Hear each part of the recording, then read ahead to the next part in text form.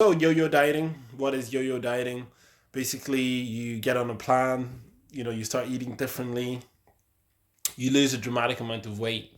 You're like happy, you're excited, you're high-fiving yourself in the mirror, and then all of a sudden, you go back to your old eating patterns. You become really aggressive in relation to returning back to old ways, and you gain all the weight you lost, all the weight you lost. Plus, sometimes actually gaining even more weight than you were. So you're the baseline where you were at beforehand, you've actually surpassed that.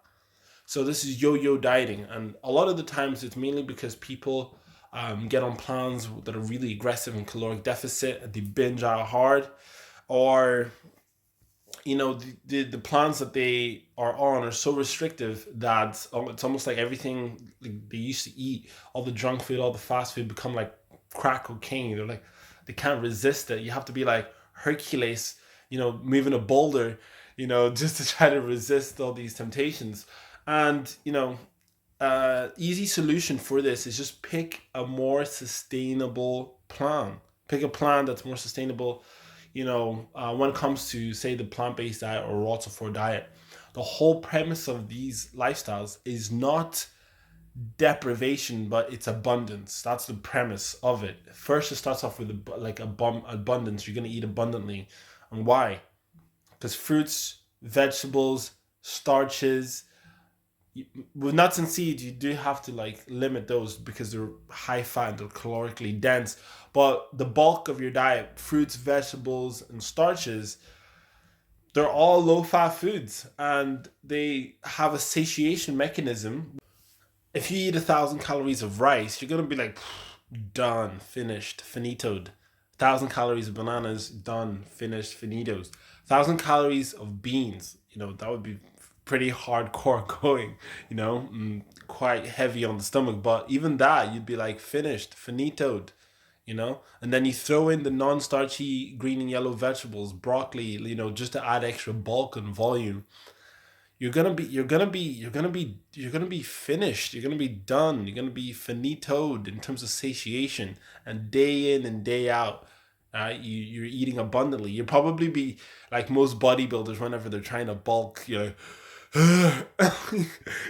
Trying to get in these foods. So the whole benefit of that is you can eat as much as you want, and the holy grail is whenever you find meals that you actually freaking enjoy. Without a stove, you know different. Millions of years in the tropics, you know different. When I eat this way, man, I tell you, I feel different. I feel. Like that is the holy grail. Like that is the holy grail. You take foods you're already eating. You could get a burger. You could get pasta, lasagna. It could be a pizza. It could be some like Chinese food, Mexican food, burritos. You could take food that you're already eating, but these foods are like more processed. They've got more like cream and cheese and butter and eggs and beef and chicken, all these different things, all these fake meats and all these different things. You take foods like that and you find the next step up. You remove the oil, you remove the meat, you remove the cheese. You make like a bean burrito with all beans and rice and vegetables and stuff like that, and you got like some low fat tortilla wraps, or like you make a Chinese meal clean, vegetables, miso soup, all these different things. You make them clean, and then now you've got your favorite foods, but now they're actually benefiting you and they're moving you towards your goal. Look at that little kitty. He's a little kitty. Surround yourself with people who eat like you, or who eat like you want to eat. Granted, it's probably not going to be the people that you're surrounding yourself with right now. If you're struggling to lose weight, I guarantee you're probably not surrounded by people who are like eating incredibly phenomenally healthy. Statistically speaking, your parents aren't eating healthy, your friends aren't eating healthy, the people in your immediate circle are not eating how you want to really eat. Let's be honest. So you're gonna have to be like, look, ma, da, papa, friend, homie, comrade, husband, I'm leaving you. No, you don't have to do that. But you have to make it clear your intentions of what you're doing and like the path that you're going on, and you have to really make it clear that you don't want anyone stopping you. And it won't even be ill intention. People don't want you to change. People don't want you to change. It's true. People don't want you to change. People don't want you to eat healthier. They don't. They don't.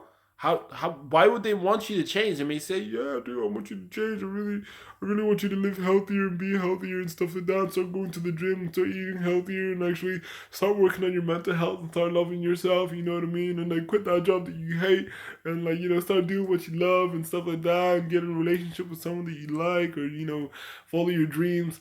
People will say that, but subconsciously they're just hoping you stay the frick the same. Why? Because it makes them feel good about themselves. Sometimes it's hard to rewire your brain to be happy for another person's success. I know because I've had to rewire this. From a young age, I've had to rewire this. I can see someone succeeding, and I've literally said to myself, I am happy for your success. We're all connected. Someone else's success in this universal cosmological field that we're in really is your success. And if you poo-poo someone else's success, you're pooping the very essence within yourself that is no different to them and no different in their ability to achieve. You hear me? Okay? So surround yourself with people you want to be like. Eat abundantly, plant-based diet, Roto 4. Get it done. Peace.